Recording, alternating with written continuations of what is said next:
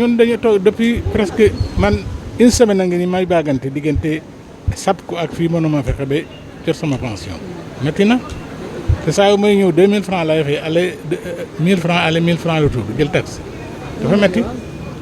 ñoom nee nañ xaalis amut may borom kër war a suturlu ci loolu ak sama njaboot waaye boobaak léegi li yàlla xam doy na am na yoo xamante ni kenn du ko def doomu aadama. moom message may lancé autorité rek moom ñu respecté retraité dañ ko war a respecté parce que ki liggéey ba yàlla ate mu ñëw ba âge de retraite yàqul luubalul deful dara mosul dem kaso kooku dañ ko war a respecté jox ko gëdd bi mu war a jox waaye am na yoo xamante ni rafetul ci Sénégal rafetul ci taaru Sénégal. loolu daal man message boobu laay wax autorités yi nanu góorgóorlu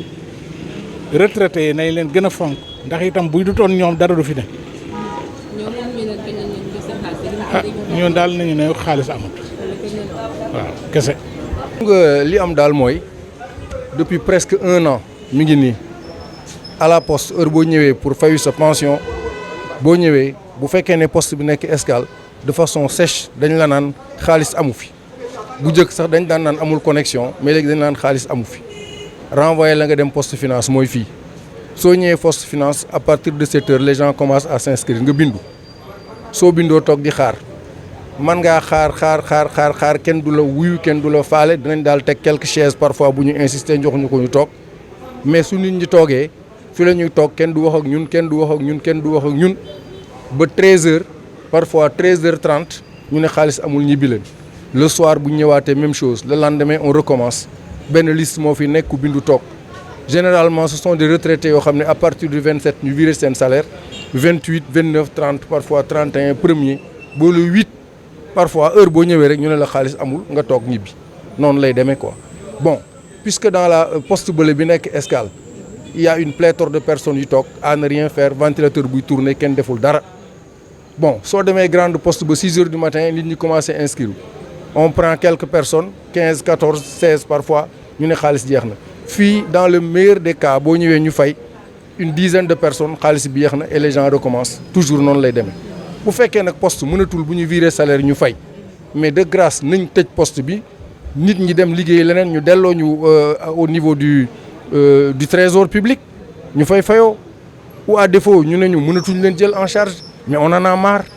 vraiment c'est une situation qui perdure pour des gens âgés qui ont servi leur pays de façon très loyale pendant des années te vraiment bu dara si lu muy fayu on se moque de nous quoi pour dire les choses telles quelles voilà lii daal mooy problème bi.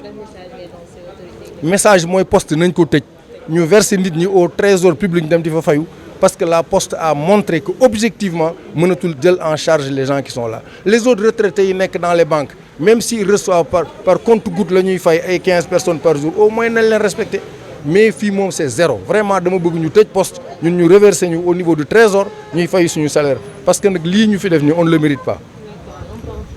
waaw en version française moi je crois que pour l'essentiel il faut dire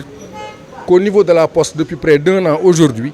les gens ne sont plus respectés. Quand on arrive à la fin du mois pour le salaire s'il s'agit à Thiès de la poste Escale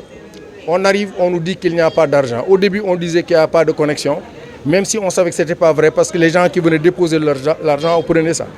Mais nous maintenant, quand on vient pour retirer l'argent, on nous dit qu'il n'y a pas d'argent, allez au niveau des postes finances. C'est là où je me trouve actuellement. Ici, quand on arrive à 7 heures, les gens commencent à s'inscrire sur une liste. Des personnes âgées, des dames, vous avez vu les vieilles dames là, des gens de mon âge qui ont dépassé la soixantaine, d'autres qui viennent pour le salaire. Alors on nous laisse